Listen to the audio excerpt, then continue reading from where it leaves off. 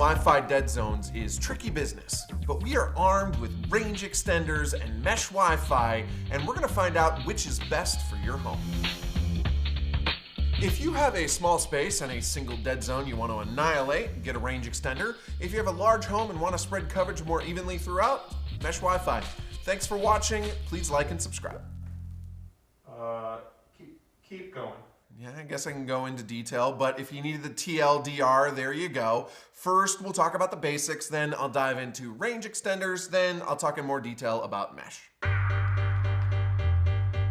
Let's talk basics. As my mama always used to say, you can't just put an extender in a spot with no signal and expect your Wi-Fi to improve much. Thanks, Mom. Regardless of how you're extending your network, if you're using additional hardware, it can only give as good as it's getting. For best results, use any number of free speed test apps and find the spot closest to your dead zone where the signal is strong. Put the extender or mesh point there and it'll be able to replicate that stronger signal and help with your speed.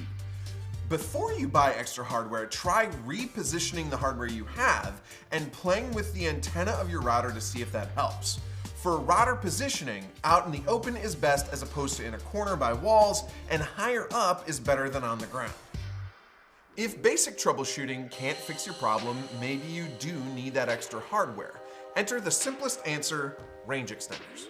Something simple like the $35 TP-Link RE220 should be all you need. It's easy to use and it reliably boosted dead zone speeds above 80 megabits per second in our tests. Our favorite overall is the $80 TP-Link RE505X. It's as consistent as it gets and it offers speeds over 140 megabits per second. But there are lots of options out there at a similar price that will get the job done, and more are coming out this year that are going to have faster speeds and support for Wi-Fi 6, the newest version of Wi-Fi.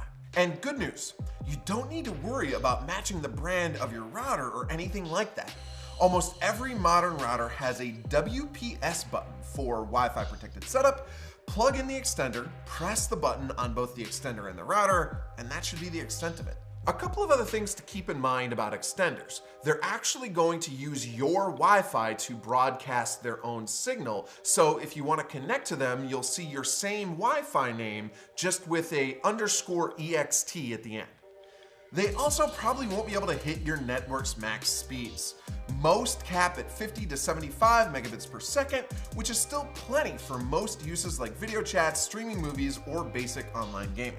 Finally, if you're in a particularly tricky spot, like a room behind a concrete wall or something, consider a power line extender, which uses your home's wiring to get around physical obstacles. Now, if you have more than a room or two that need a signal boost, you might be better off upgrading your whole network with mesh routers.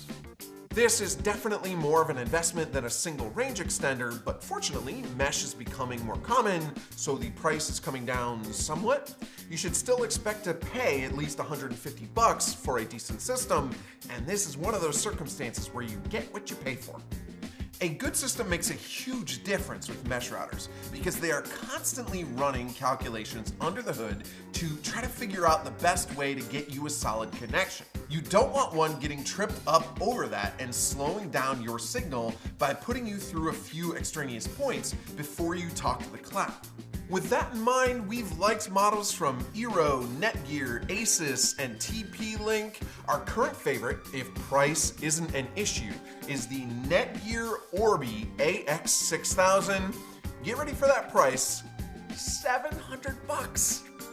So no, you do not have to pay that much for a system that is decent, but my goodness, this one is good. It's a two-piece system with the relatively new Wi-Fi 6 protocol, meaning it can talk to more devices at once without slowing down.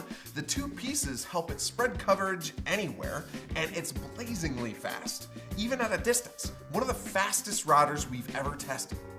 If you don't care about Wi-Fi 6 and you don't want to spend nearly that much, the $270 Nest Wi-Fi system comes with two pieces. It's a little older, but it still holds up pretty well. And there you go. Now, you are armed with the most dangerous weapon of them all, knowledge. Go forth and make your dead zones a thing of the past. Thanks for watching. Please like and subscribe, and comment below to tell us how you're going to attack your dead zones. Bonus points if it sounds like your plan came out of a Tom Clancy movie. Thanks again, like and subscribe.